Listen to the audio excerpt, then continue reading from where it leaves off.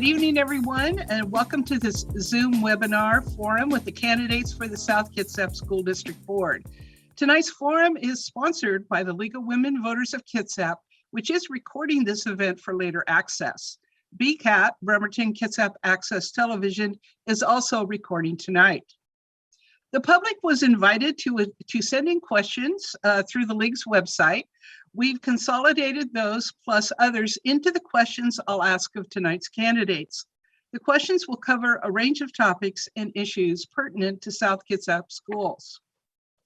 My name is Janet Stegmeyer, and I will be the moderator for this forum. The League of Women Voters, which celebrated its 100th anniversary last year, is proud to be a nonpartisan organization, neither supporting nor opposing candidates and political parties.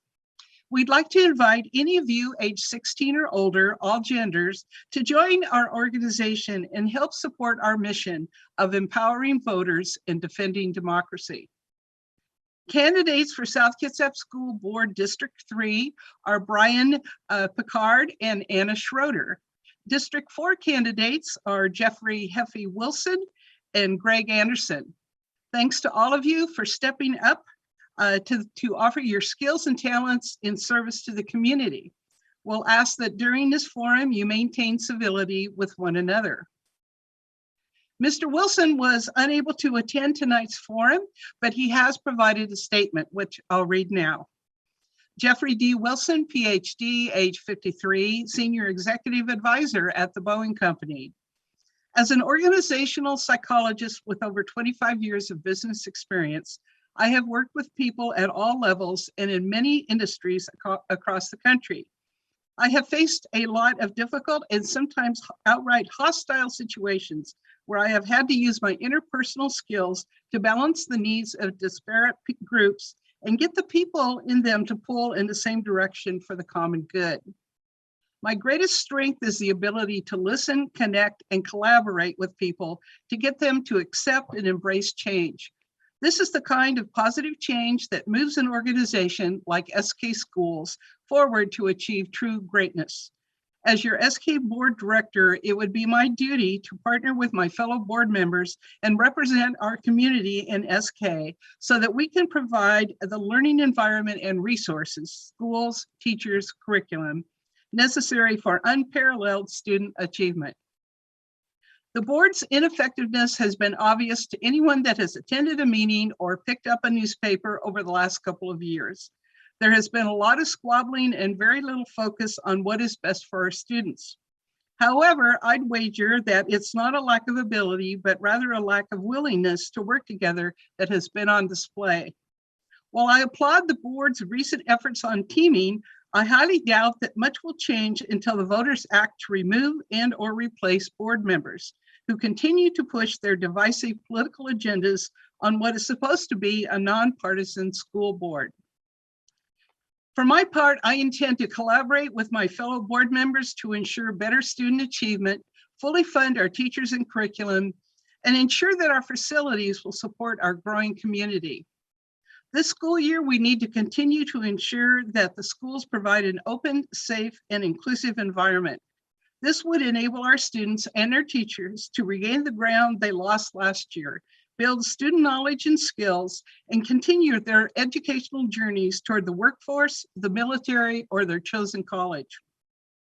Additionally, the board needs to finally address the need to modernize our teaching facilities and get a school bond levy package on the ballot that the SK community can rally behind. We need SK schools that are on par with our neighbors in Gig Harbor and Silverdale and stop accepting good enough for SK when it's clearly not. We owe it to our community to have school facilities, teachers, and curriculum we can be proud of that give our progeny the best chance of success in the classroom so that they can go take on the world. If you elect me as your SK School Board Director, I promise to put an end to the drama and grandstanding that we have seen on the school board and bring a rational approach to SK district policy. We need to continue to invest in our students, teachers, and curriculum while addressing our neglected infrastructure. I will work to make the SK schools a draw for our community and an institution that produces the state's most capable scholars, employees, and citizens. Together, we can build SK schools that deliver for us all. And that concludes Mr. Wilson's statement. And Mr. Anderson is still not here, but we will get started with the two that I'm very thankful that you're here. Candidates, during tonight's format, each of you will be given 1.5 minutes to make an opening statement. We will go in the order your names appear on the ballot. Then I will begin the questions. Each of you, in a rotating order, will have 60 seconds to respond. If you have answered a question and have time remaining, you may speak about a previous question or clarify a statement. At the end of the forum, each candidate will have 1.5 minutes to make a closing statement. If you run out of time, you may finish your sentence. Our timekeeper will maintain the countdown electronic clock. Opening statement, 1.5 minutes, Mr. Pickard. Well, I successfully unmuted myself, so far so good, right? I'm Brian Pickard, and I've lived in the South Kitsap area for 33 plus years. My biggest assets is my leadership, my experience in leadership and building trust, communication, listening, seeking understanding before I make decisions. I know the community, I know its pulse, I know the people around it. It gives me a keen insight, having had worked in the South Kitsap School District for 30 years. I've been on a variety of boards, both, all local, state, national, and even global. They've given me a lot of leadership experiences, multiple types of boards, board member and leadership roles in all of those. No other candidate has the public school or leadership experience that I do. No other board member either. As I said, I listen to understand. I seek out other people's opinions. I'm known for open, honest communication. I like to talk, which is going to be tough with this timer ticking down here. But I like to have honest, open conversations with people. It builds trust and then fosters and drives success. Again, I listen, I get along, and I respect people. Thank you. Ms. Schroeder. Hi, I'm Anna Schroeder. I was actually born in Bremerton and raised here in Port Orchard. My husband and I have lived in various parts of the state, and we have moved back to Port Orchard to settle down and raise our family. My husband is a teacher at John Sedgwick School District, and both of our kids are in the school district. So I feel that helps bring a present focus to my candidacy, where my kids are in the district. I'm inside the problems that are happening right now. And we can look at it not only from the parent side, but also from the teacher side, which is an important component of all the school board decisions. Right now, I work as a RN at St. Joseph Medical Center in the ICU down in Tacoma. And in that job, I have to balance the needs of many different people. The patient is the focus. I have all the different interdisciplinary teams that come together, and the nurse is the person who facilitates that. So I have a lot of experience getting different physicians and groups that necessarily don't agree with each other to come up with a plan that's going to make the best outcomes for the patients. I feel that I bring that strength and also that background of looking at things from scientific evidence of what's going to be best for our students, and not necessarily what's going to make myself or anybody else feel the best. I also like to talk, so this is a very stressful time for me, but I am good at conflict resolution. I'm respectful and professional, and I want to get the job done as efficiently and easily as possible. Thank you. Question 1, 60 seconds. To the extent that you haven't already discussed this in your opening statement, what are the primary reasons you would like to be on the school board? Ms. Schroeder. I keep turning off my video. You think I know how to do that after a year and a half, but still. So I would like to have a voice on the school board that comes from a young family. My children are both in elementary school. I don't necessarily feel young some cold winter mornings when my knees are a little creaky, but compared to the other candidates, I'm still relatively young. I want to bring a focus of somebody who isn't inside the system necessarily. I come from a different organization system, and we have lots of lean principles and interdisciplinary principles that can come into this and help solve some of these, as Mr. Anderson said, all the squabbling and the conflict that's been going on, because we need to get that done. The focus is the kids. I want what's best for my kids in a very selfish way, but I want what's best for every kid so that our community can be the strongest it can be. Thank you. Mr. Pickard. Thank you.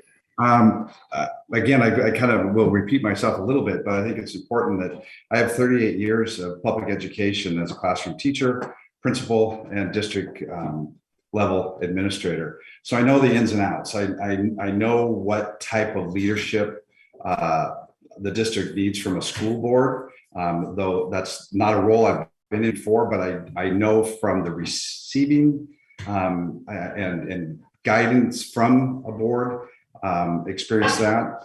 I know that our primary focus is to help and support kids. And how do we do that? We do that by supporting staff, schools, setting policy, and not micromanaging the process. We have one employee, and that's the superintendent. And my experience in working with different people in different boards and different leadership speaks to this and prepares me. Thank you. Question 2, sorry. Again, to the extent you haven't already discussed this in your opening statement, what is your educational and career background, and how does that influence your views on public education in general and the South Kitsap School District in particular? Mr. Pickard. Should I just say what I just said? No, probably not. Yeah, I know. I thought when we were putting this together. I have a Bachelor of Arts degree in education from a long time ago. I have an educational administration master's, and years and years of training as in the nursing profession, as an education system. We all are continuing education, continuing learning. I'm a lifelong learner. I'm still learning. It's important. I feel that in an educated public, it's essential to our democracy, and we need to be able to give our kids a world-class education, and we do that with strong leadership. And again, I've proven that in a K-12 setting for 38 years. I've done it on a variety of boards, community, across helpline, Kitsap community resources. I'm set for this position. Thank you. Ms. Schroeder. So I'm actually in my second career. I originally, right after high school, went to Eastern Washington University and got a bachelor's degrees in music performance and music theory and composition, which did not serve me very well after 2008 when the market crashed. We decided to go back to school to be a nurse. So I went back to Olympic College, got that. And then I recently finished up my bachelor's of nursing to have a bachelor's degree in nursing as well, because I had an associate's in nursing. I've been working as a nurse for 5 years, and I feel that having seen both sides of this, so I went to an art school and I still continue to do music. I love that. That's fantastic. But then I also had to make the choice of how am I going to support my family? And I went back to a trade school and a vocational sort of job. So I understand the different needs of that. And I think that will help build the programs that we have in our school district that are going to aim our kids towards the thing they're best suited for, but also give them the tools they need to succeed in the community and in the economy, which is also a key part of it. Thank you. Question 3. The word dysfunctional has been used recently in describing the workings of the South Kitsap School Board. The recent resignation of the board president appears to bear out this description. Would you agree that the board has become dysfunctional, and what suggestions do you have to improve the situation? Mr. Pickard. I think it's Anna's to go first. Okay. I'm not sure what I did. I'm sorry. All right. Ms. Schroeder, can we start the time again? Timekeeper, sorry, I goofed it up here. So go ahead, Ms. Schroeder. Okay. Yes, dysfunctional. And Not only that, I think like there's not a willingness to work together, and there's a blinker on some of the directors where they only have one thing they're worried about, and they only have one thing that they're going to beat the drum for. I recognize that, especially this last year, there were some unprecedented decisions that had to be made, but there was personal feelings and personal interpersonal things that were allowed to color that situation. And that is not appropriate and should have nothing to do with how the board works together. I also feel that they spent a lot of time debating things and what their personal views were instead of looking at the evidence and looking at the recommendations from outside and trying to adopt the things that are needed. And this is not only for COVID stuff, but also for what are the latest educational theories, what are the latest educational guidelines that are going to give us the best results for our kids. Thank you. Mr. Pickard. Thank you. I would agree in stating that the board has been somewhat paralyzed as Ms. Schroeder said, going off in different directions on different things and not following established process and things. I was, after last Wednesday's board meeting, very, very concerned. And then I attended a training where all the candidates were invited to attend last Friday with a consultant, and a lot of progress was made. Hopefully everybody can live up to agreements that they made so that the focus can be on setting policy, listening to constituents, listening to staff, finding out, checking, make sure that the goals and direction of the district that we want to accomplish. That's the board's job. We need to be able to listen to the experts. We need to listen to who knows the information and share it. Thank you. Question 4. The board recently voted to hold its upcoming meetings virtually instead of in person, mainly because of protests from unmasked members of the audience when they tried to have it in person. Do you agree with this decision, and why or why not? Mr. Pickard. Oh, I get that. That's a tough one. I knew that was coming. I agree with it because, again, the board is having difficulty in functioning in their process, and distractions such as that are make it that much more difficult. A lot of these things that are going on, including the mask wearing and things, have become so politicized that it's getting in the way. It makes tough decisions even harder to do. The health department state has recommended, there are some mandates. Again, we can get into semantics about mandates and all of that.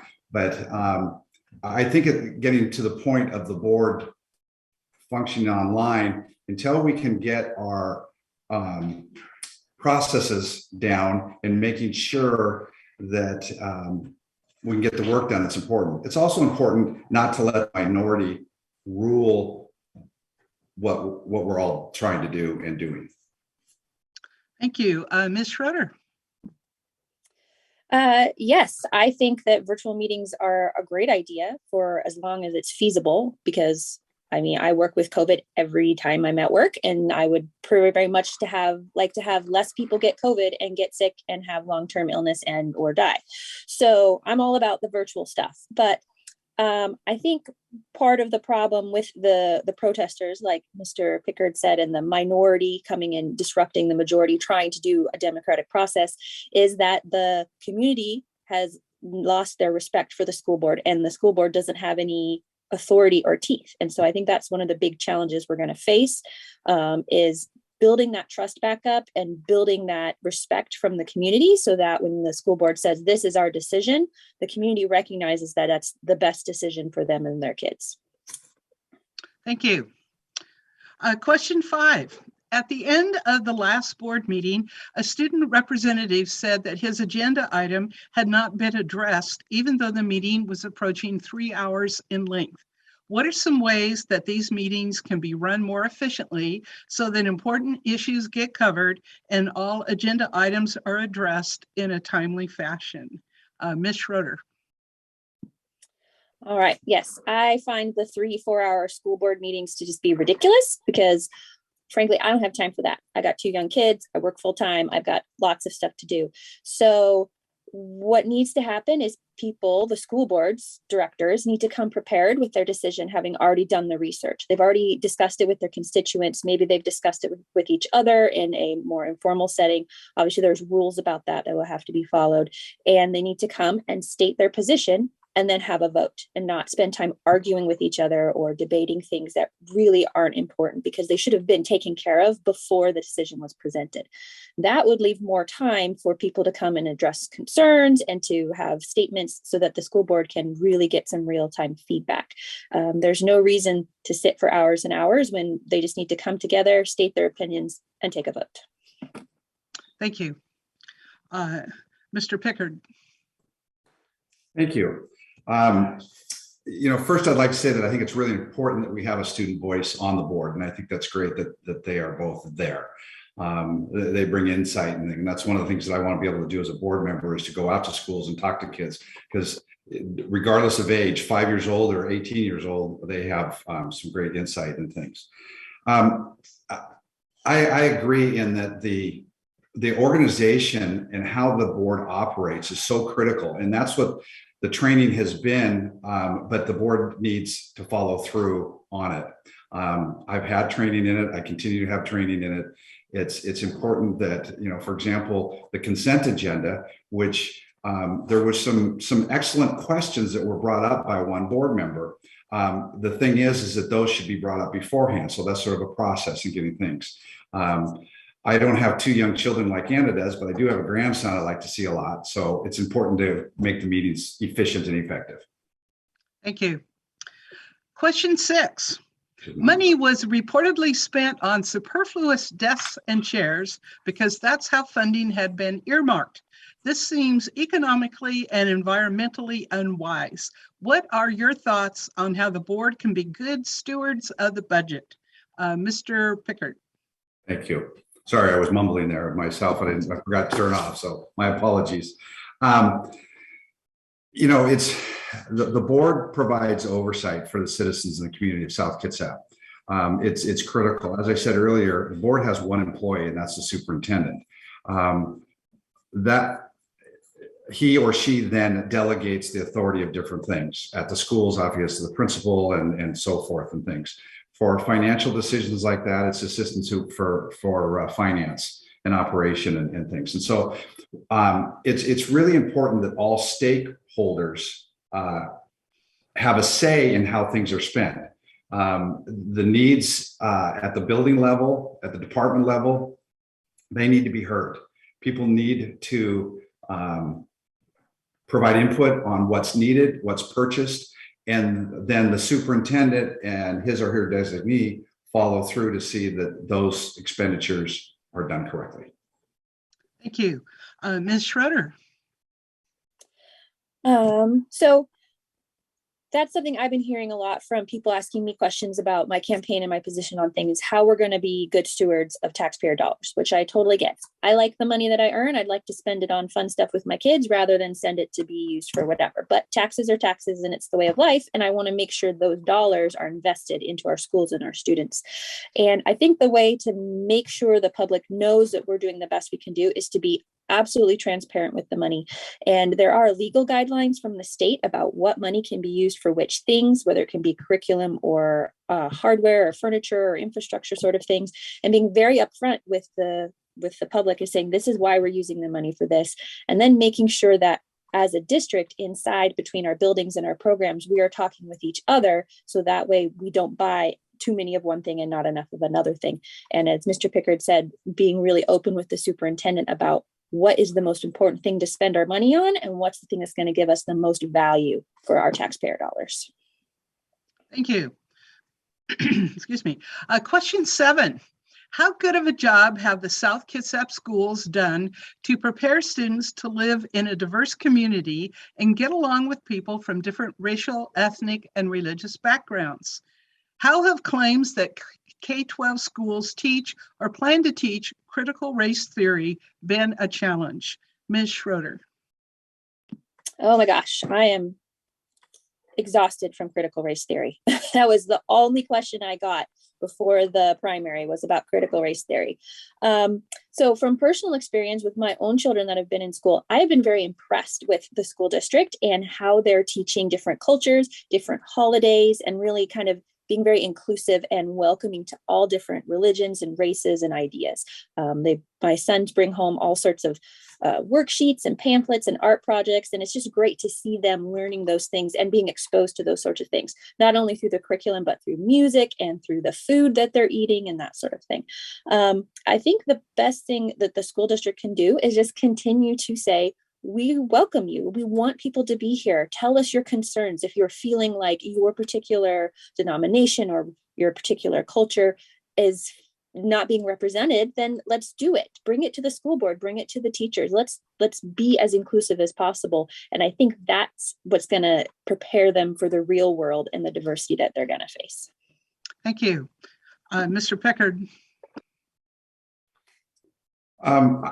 I believe overall that we're doing a pretty good job of it. We can always do better, always strive to do better, particularly in that area, really any area, but that one should be a real focus.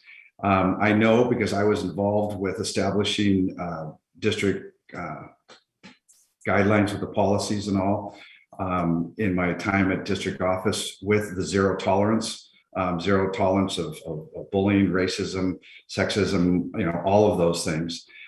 It's important that we do talk and we do have open lines of communication, because when there is a problem, when there is an issue, we can get to it right away, address it, and take care of it. Don't stick your head in the sand and say, oh, that doesn't happen in South Kitsap. Things do happen, and they're not always good things that happen. And so by establishing relationships and communications, we can address things when they're needed. And that's one of the importance of the student reps. Thank you. Question 8. Several times in the past, the board has placed a bond issue on the ballot to build a second high school, only to see the measure narrowly fail. Do you want to see such a bond in the future? And if so, how will you know when the timing is right? Mr. Pickard. Yeah, that's another one we anticipated, I'll bet. And yes, I think we need improvements in facilities, new buildings, new high school, second high school. When is the timing right? That's probably the multi-million-dollar question and things. But again, the community right now doesn't have a whole lot of trust in the district or particularly the board. That has to be established. That has to be built and cultivated. And that to me is, and I'm a very I like to connect with people, sit down and talk with people and find out. I think it's important that we have those informal chats, just a conversation and getting people. And that's how you build up that trust, build up the respect of each other. And then we take a look at it and from input, because there's a facilities review committee right now. We need to have 100% pure transparency with the community and staff. Thank you. Ms. Schroeder.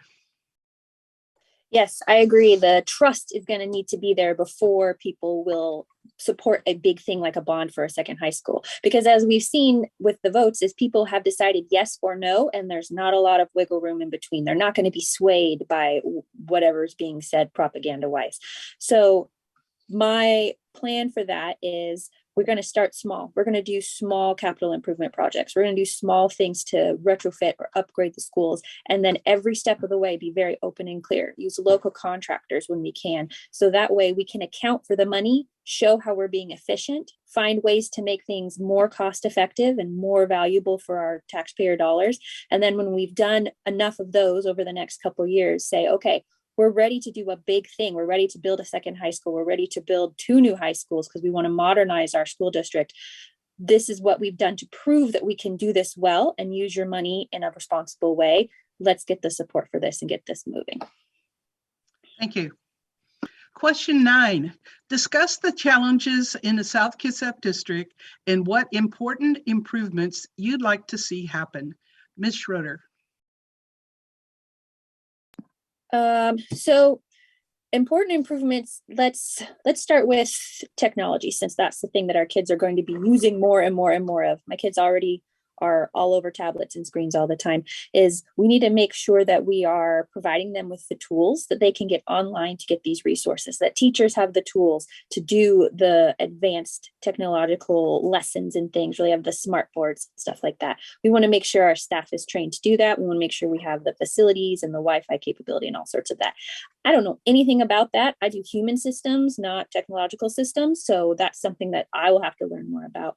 And then improvement for the nebulous things, the curriculum. We need to look at our curriculums and figure out what's going to provide the value for our students, but then also what's going to give them the best life experiences. What are things they want to be interested in the arts or in the sciences? It doesn't all have to be about what's going to get them a job and what's going to get them into college. We need to provide a well-rounded education that lets them explore these things so they can decide for themselves.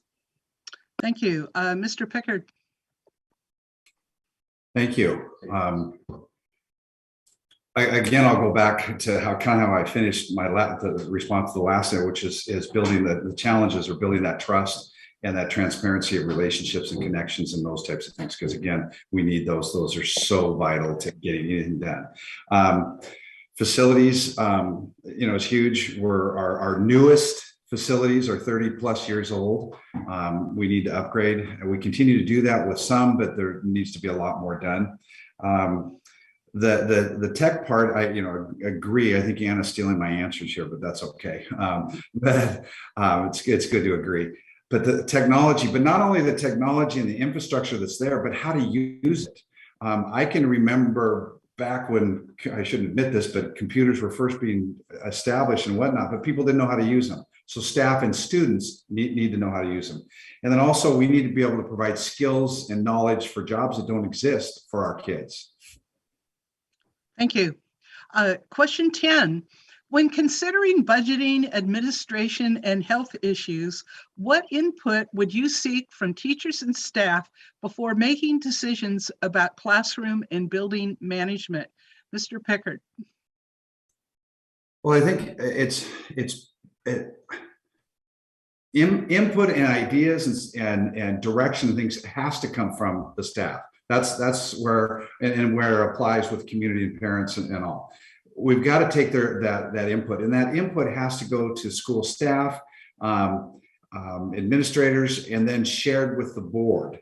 Board members on that initial stage should be listening and listening to the points of view, the ideas, direction, because then we're listening to the experts. Then we're to those that are right there in the front line, working with kids, working with community, making the things work. We need to make sure that communication is streamlined, that we're hearing it, we're hearing other people, and responding to it. If we can follow through with it, great. If we can't, we need to be able to state why and what we're doing. Thank you. Ms. Schroeder. So people ask me quite frequently why I didn't become a teacher like my husband, and that's because that is not a skill set that I am strong in. I like to teach small groups, one-on-one. I like adult learners, but I am not a little kid teacher. So definitely, like Mr. Pickard said, is getting that input and what a teacher actually needs, what a kindergarten teacher, what a high school vocational teacher needs, what are they going to do? And what tools are they going to need? What programs are they going to need? But also, as we're looking at these new schools, we're looking at new infrastructure, is thinking about the flexibility. What's going to change in 20 years? We don't know. What about the population, where sometimes my youngest goes to Alala, sometimes that school is tiny and sometimes it's big, just based on where the kids are. So what can we do to make our schools as flexible as possible to accommodate new ideas, new programs, shift around resources as needed, so that every student and every school gets the same education and gets the same opportunities? Thank you. Question 11, what is your take on these curriculums? Wit and Wisdom, which is English Language Arts, Eureka Math, and Envisions Math. Ms. Schroeder. So I am learning these curriculums at the same speed as my kids usually. The wit and wisdom I've really liked. I know there have been concerns with some age appropriate reading in the later elementary into middle school age, but I do remember when I was in high school and they were going to read Snow Falling on Cedars, and there was that conversation about age appropriate, and then a couple years later there was another one. So that's just something that we need to just keep an eye on. Most of the people who've brought it to the attention is the teachers have read through their curriculum and said, hey, I don't know if this is appropriate for my age group. But other than that, the wit and wisdom I like, it looks at things from a figurative and literal point of view. It exposes them to lots of literature. And I think that's really important. The math is fine for me. I kind of like math because there's a right and a wrong answer. And it's pretty easy. I know that's not everybody's favorite subject, but I like math. And so I appreciate the different ways of looking at it and learning how to do it. As my kids advance, they're coming up against some roadblocks, but I felt the teachers have been able to provide them with different strategies so that they can work through this. So overall, I like the curriculums that we've been using. Thank you. Mr. Pickard. All right. Well, Anna's got one up on me because she's got kids and she's working it. So there you go. But I do know enough about the curriculums that they're all research based. They've been proven to use current practices, up to date practices, and things. Really, the real biggie, and I always felt this in my 27 years as a principal, is that you put your resources in your people. You can have any curriculum in the world, well, almost good quality curriculum. But if the teachers don't know how to use it, then we have problems. So that training, staff development, and that's ongoing. It's not just in the, before school starts year one and that's it. There's a process of selecting curriculum that involves staff, community, parents, administrators. I do know that the subject areas are integrated, which makes it more real world, and that's really important. And we need to make sure that we have teachers' opinions and ideas before things are adopted. But I hear very good things about these curriculum. Sorry, I went over 1 minute. Okay, thank you. Question 12. Washington State is requiring that all public schools provide comprehensive sexual health education by the 2022-2023 school year that is age appropriate, medically and scientifically accurate, and inclusive of all students. What is your position on this requirement? Mr. Pickard.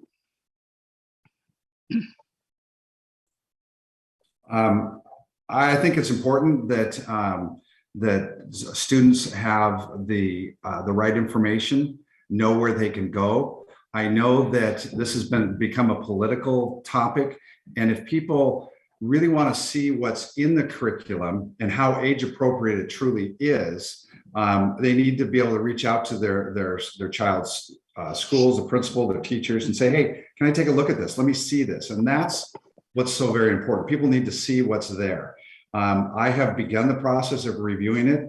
I haven't seen anything that I think is not age appropriate. I've been told by a couple of people that they're using pornographic comics, pictures for kindergartners, which is absolutely not true. So there's a whole lot of things, rumors, my friend down the street's neighbor told me this and things. So find out. It's important that it's there for the kids and where they can go for resources, which is usually first and foremost family, parents. Thank you. Ms. Schroeder. Yeah, so as a mom with young kids, I recognize that this is a very sensitive topic, and I've kind of wrestled with it like, oh, what am I gonna, talk to my kids about? But as a healthcare professional and a health educator, knowing about your body is a critical part of your health, and that includes all parts of your body, even your reproductive organs. So teaching how our body works and how it functions is important. Then we get into the sexual part of it, which is completely separate than the actual physical part of our body, the physical bits of our body. And when it comes tied up in those emotions and identity, that's something that we need to treat with care. And what I've seen in my kids so far when they've been doing health sciences and things like that is it's been very appropriate.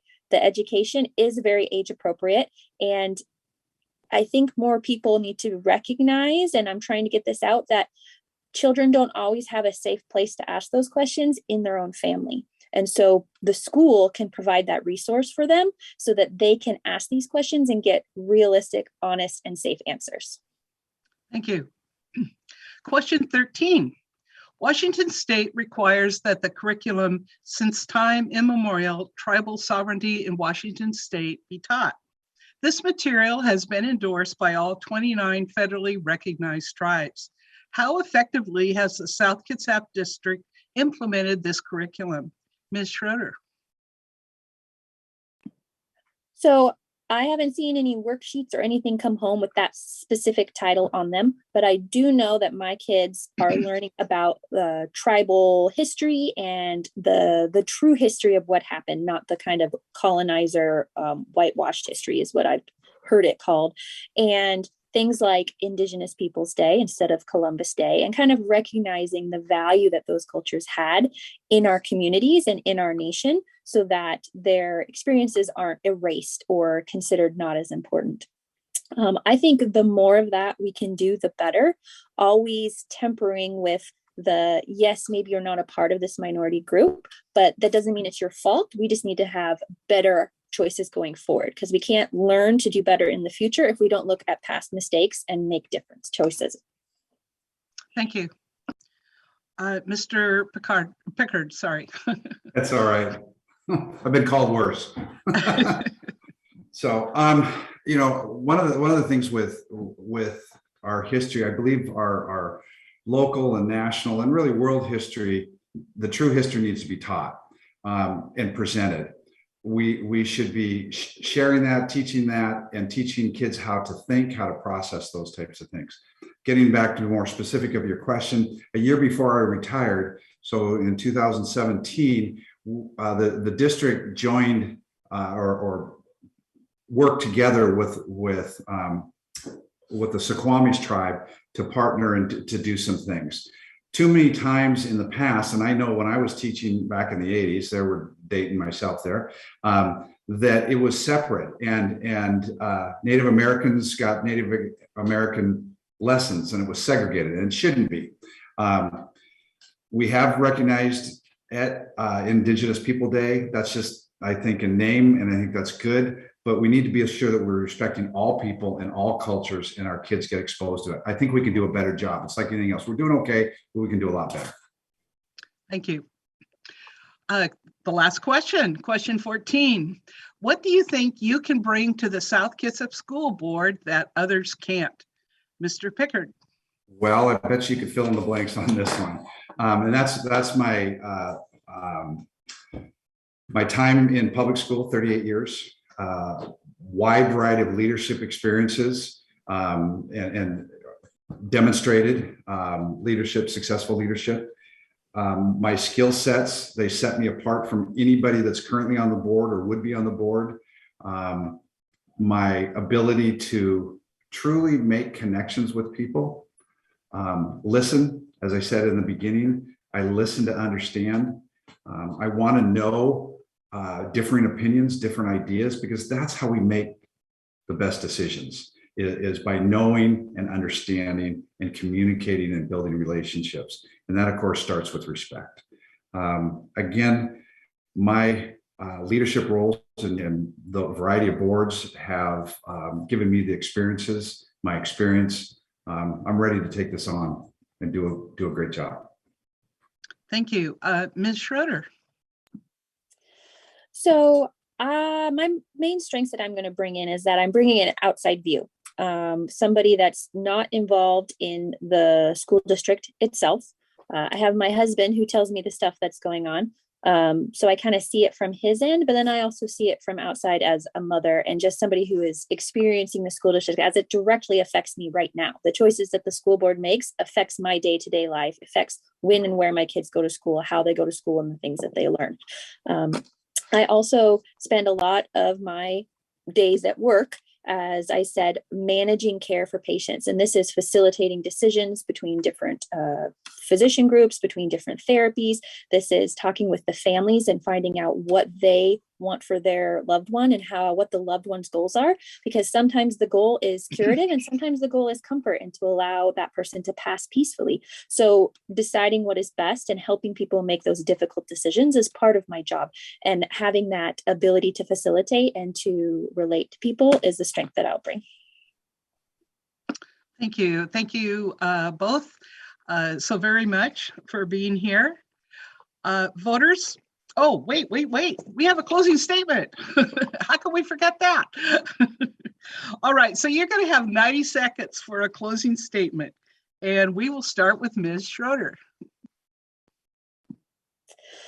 First off, I just want to say thank you to everybody who's coming and everybody who's going to vote. That's so important. And I am a huge suffragette fan, and I read all books about the suffragette movement. And when I read about the time before women had the vote, it makes my hair want to catch on fire because I just get so angry. So I really appreciate people taking the time to be involved in this process and to be voters.